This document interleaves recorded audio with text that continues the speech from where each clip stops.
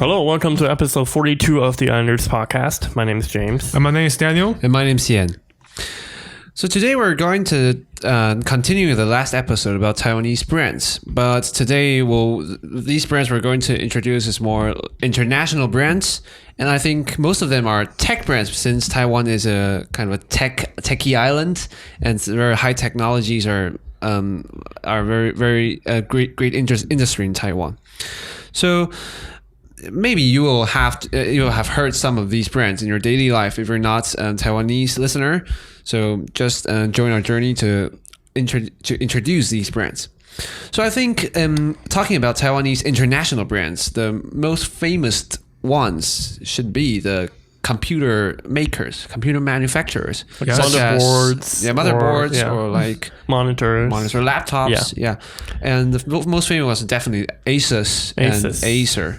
Acer, I think they're really famous. Yes, I'm like Gigabyte or the its users. Brands. Yes. Yeah, users. Asus, I think it's very popular also in foreign countries. I think in they have every this country. New gaming stuff. Their gaming stuff is very popular.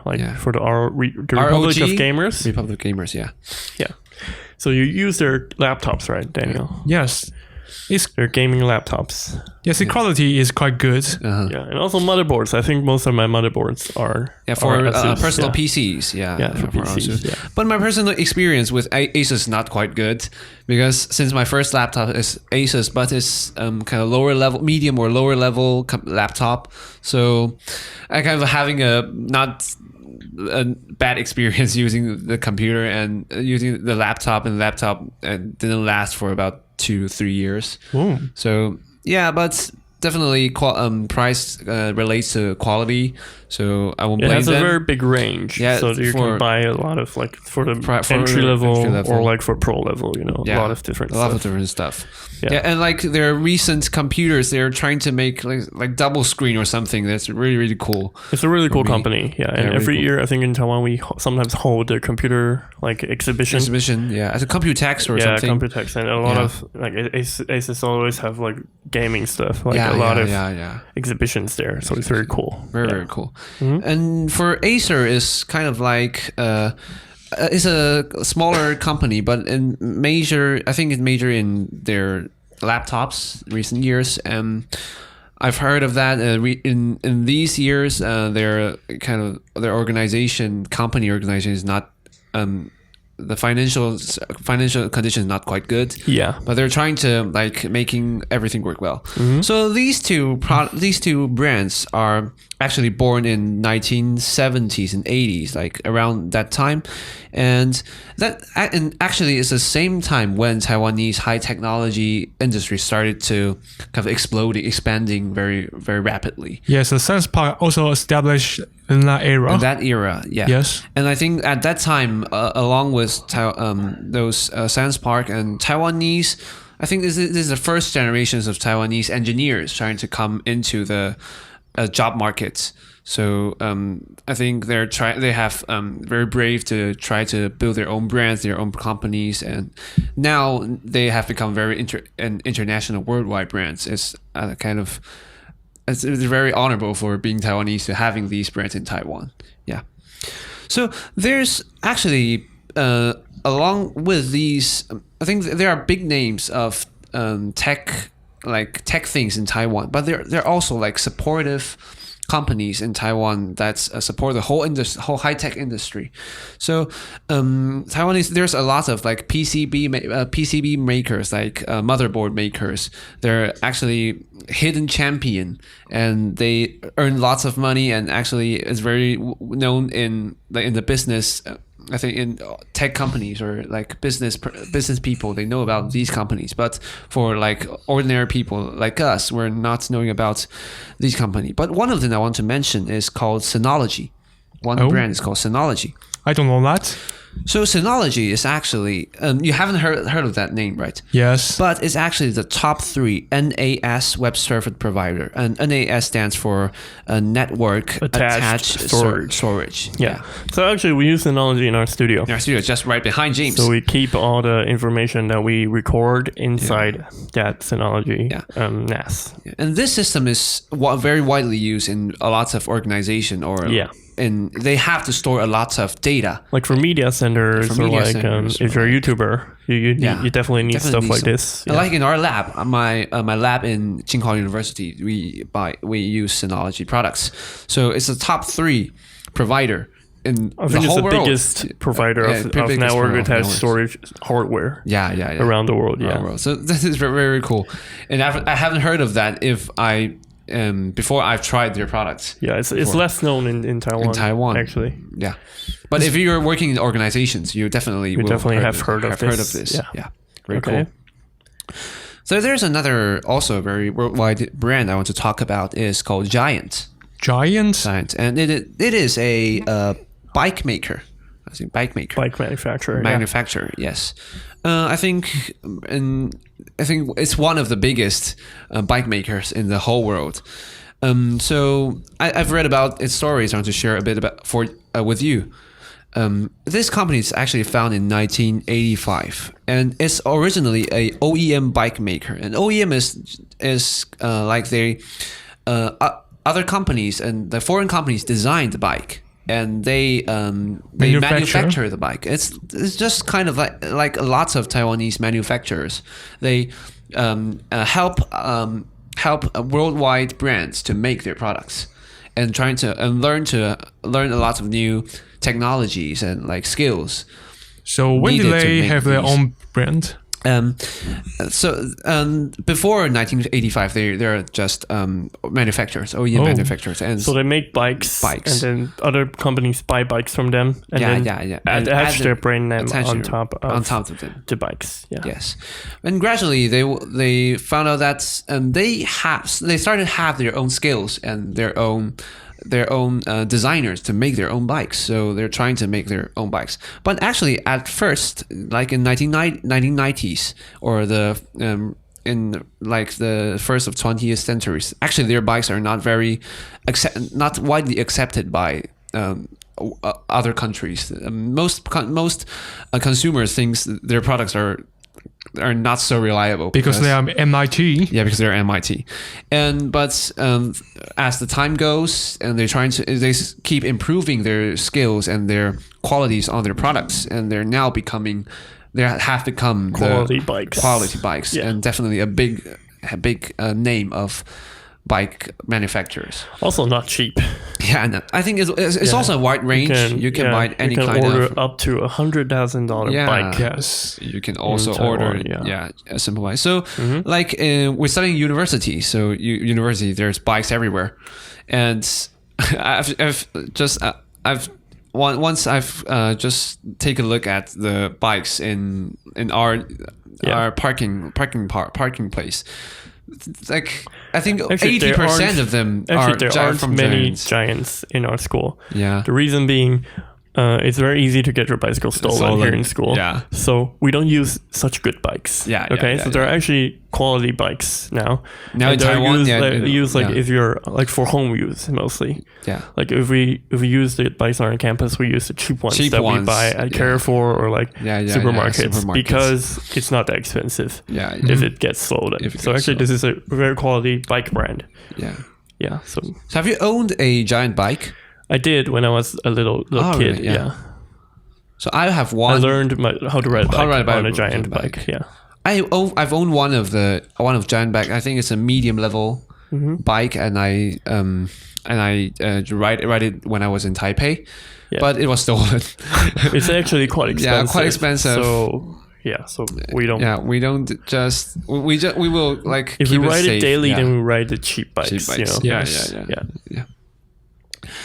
Okay, so aside of Giant, it is a bike maker. There's also industries that's very, very huge in Taiwan. It's called the scooter industry. So for foreigners, for people from other country, maybe you're not so familiar with scooters. So maybe you've heard of scooters like Vespa or something, very cool scooters. But they're mostly for fun. In foreign countries. But in Taiwan, it's a major transportation tool. Yeah, so like half the people own cars and half the people own scooters. And they ride them daily from place A to place B for commute and all that. Yeah. And Taiwan, we don't have like a snow season, so we can ride it in 4 seasons. So it's a very big big industry in Taiwan. Yeah, very big. Yeah, so naturally, a lot of companies make scooters. Yeah. So we have two types of scooters. One type is the traditional petrol-based scooters. Yeah. And then we have the electric scooter. So maybe we start with the petrol-based scooters. Yeah. So Taiwan, there are I think there are 3 or 4 major scooter manufacturers in Taiwan. First one's SYM, another Kimco, another is PGO, and there's also the Japanese brands called like, Yamaha or Suzuki Yamaha, or something. Yeah, and they're like competing with each other. So these manufacturers, they build quality scooters nowadays, and actually they're selling their scooters to abroad, to like southeastern Asian country, and actually it has gradually become a very good, very great industry nowadays. Yeah. So they, same as the bike industry, originally they're copying other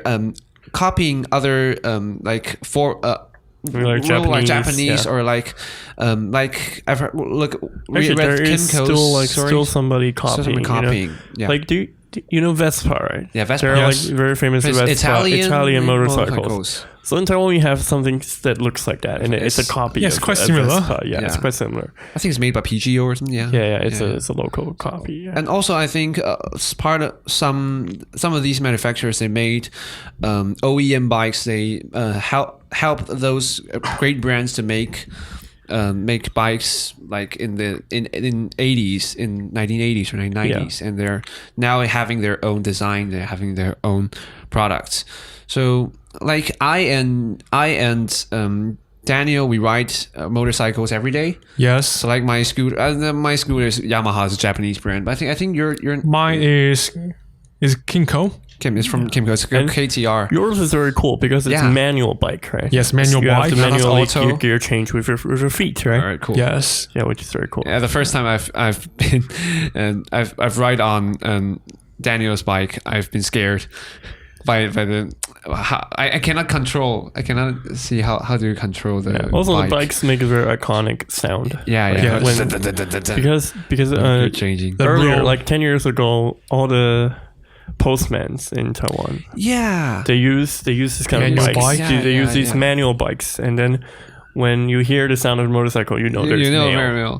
Yeah. I used to be very, very like want to be a mailman at really? that time. That's so cool. And they always have like green on uniform. Like Saturday morning or like something. You hear the motorcycle come to your house, and then you know the sound. There is mail. That's very cool. Very cool. Yeah, that's my childhood dream. One of my childhood dream is to become a mailman. Yeah, but I think in recent years they changed a lot of them into electric scooters. For the environment. Yeah, which is great, but it loses a little bit of that flair. Mm-hmm. Yeah. Maybe they could add the motor noises, like with a speaker. or something yeah. So we're going to talk a bit about the electric scooters. So in recent years, like Tesla, they have become a great electric automobile makers, and in Taiwan, some people started to make electric bikes, electric scooters.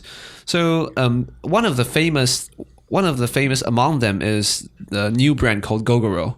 Yes. Yeah, I think it's like 3 years old or 4 years old. It's a very young brand. Very young brand. No, it's founded in 2011. Oh, really? Yeah. 2011. 2011. So about 9 years before. Yeah, 9 years ago. Yeah. So I think the most iconic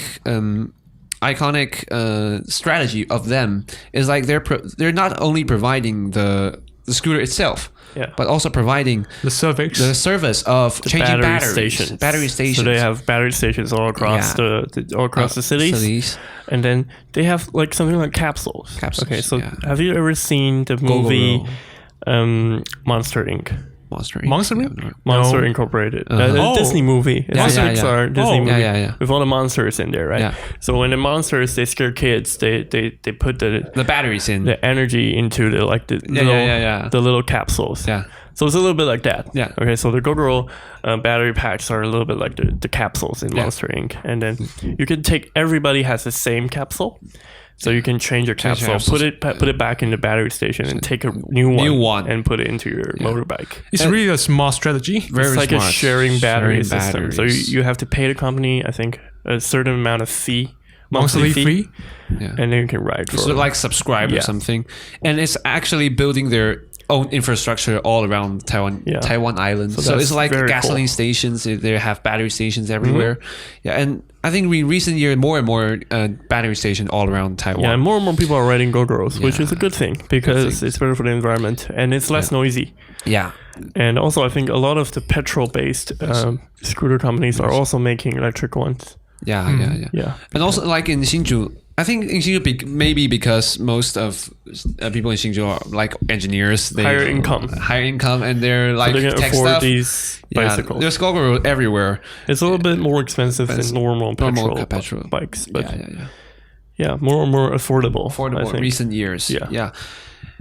And because they're having their own battery service, so I think they have a strategy. They're trying to make a team together with other scooter manufacturers to build electric bikes. So in recent years, also these the old petrol scooter brands, they're trying to step into the electric scooter market. They're trying to competing with each other. But now they're kind of a step behind Gogoro or other services. Yeah. It's like Tesla and the other companies. Yeah. But for us consumers, we just it's happy to see that all these kind of different kinds of products they are bringing to us.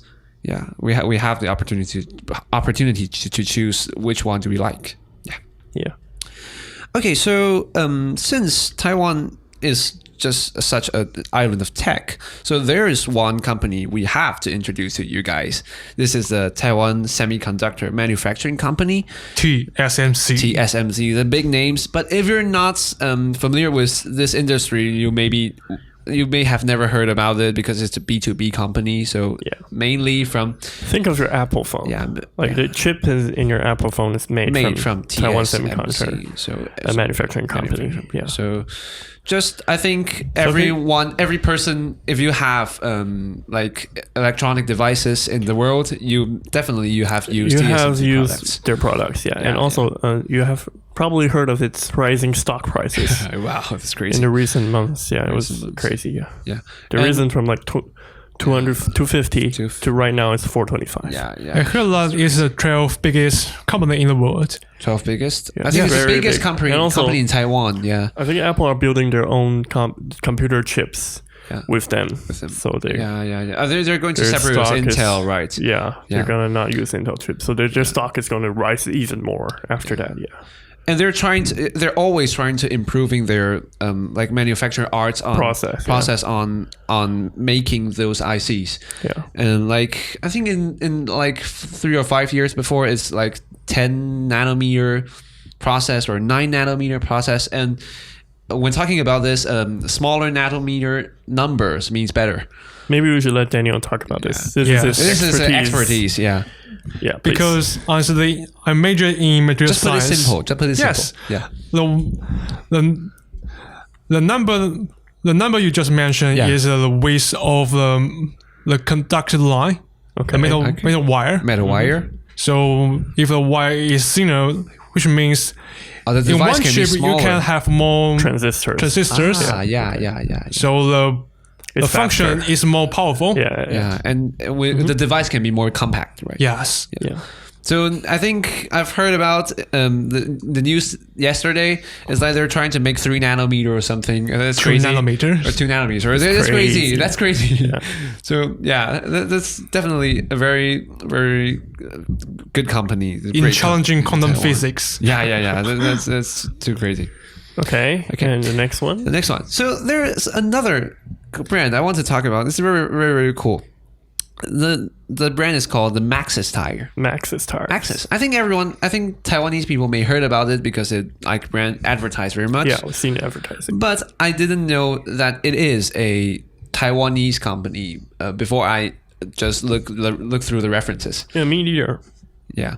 So, and it's actually a tire maker, and it's based in Changhua in middle part of Taiwan, and it makes rubber products. So not only like tires, like maybe other rubber product like gloves, rubber gloves, something like that. Yeah, but mainly tires. And something is very impressive to me is that I found out that they actually own a rally race team. Rally racing team. Yeah. So they are not only a sponsor; they have their own team. They own the team. It's like when you sponsor enough, then you can own the team. You can own the team. Like when you sponsor like 51%, then you own the team. Yeah, it's like that. Yeah. Okay. So there's a rally race called Dakar Rally. Yeah, they're very famous, and they have a team there called Maxis Dakar. That's I don't think it's a very big team, but they own the team there. And as a Taiwanese, I've never heard about it. Yeah, it's very cool. Yeah, it's very cool to hear about that. We actually Taiwanese companies actually have a team, racing team. Yeah, I think Taiwanese people don't watch racing games mostly that much. It's not very big here. Very big motorsports. Yeah, but having that information is very cool. Yeah. Okay, so I think these are the international worldwide brands we have talked about, like briefly gone through in this episode. Yeah. But there's another bonus one I want to talk about, share with you guys. I think this one we both, three of us, and also lots of people around the world use this service very much. So this service is called HackMD. And it's put it simple, it's an online note-taking website. Just its speciality is for cooperating notes. So it's a shared notes. So it's an online web. You can just log in and you put some notes online. You can share it to your friends, and you can edit the text together with you. So it's very convenient. And at this point, because we are the Honors Podcast, three of us, we're actually sharing all of our scripts and all of our discussion, all of the stuffs on HackMD. And it's a service, I think it's non-profitable. Yeah, you can subscribe to it for pro features. But it's a freemium. Yeah, it's a free software. Yeah. Yeah. So we use it all the time, and the coolest thing about it is that it is instant. It's crazy. That's crazy. When I write something on HackMD, Daniel can read it instantly. We can even chat on it. Yeah, we have tried on it. We have tried chatting on it, which is very cool for a service to be like this low fast. lag. Yeah, this low lag, and that's very crazy. If you have the access to internet, just try the service. Yeah, very cool, and it's from Taiwan also. And there's some nerdy stuff I would like to talk about it, because this notes is made for like engineers or engineering students, I think mainly. But it's actually just based on simple programming language. It's called Markdown. So if you're interested in this, just have a 30 minutes reading on their instructions, and you definitely can. We'll put a link in the description below. You can check the service out. Yeah, very cool. Yeah, and also it's open source, so it's all of their source code or other their codes to make this website are online. You can browse them if you're interested. Yeah. So Taiwanese people just make good stuffs. Yeah, quality stuff, definitely. We've changed our, we used to make like poor stuff, but right now, we make some quality stuff, and gradually became worldwide. Yeah. So we're really proud of these companies. Yeah. And we use them personally. Also. Yeah. So make sure you try it out if you have the chance. And all these Taiwanese products, you may find that in your daily life in as your well. City. Look around. Yeah. Look around. So I think that's about it for today. Yeah. We'll see you next week. Actually, we'll see you in season 4. Yeah. So this is actually the end of season 3. Yeah. We're going to bring you more special content in season 4. Be sure to check us out. Okay. So also follow us on social media, on YouTube, on Spotify, and all that good stuff. And we'll see you next season. Bye. Okay. Bye-bye. Bye.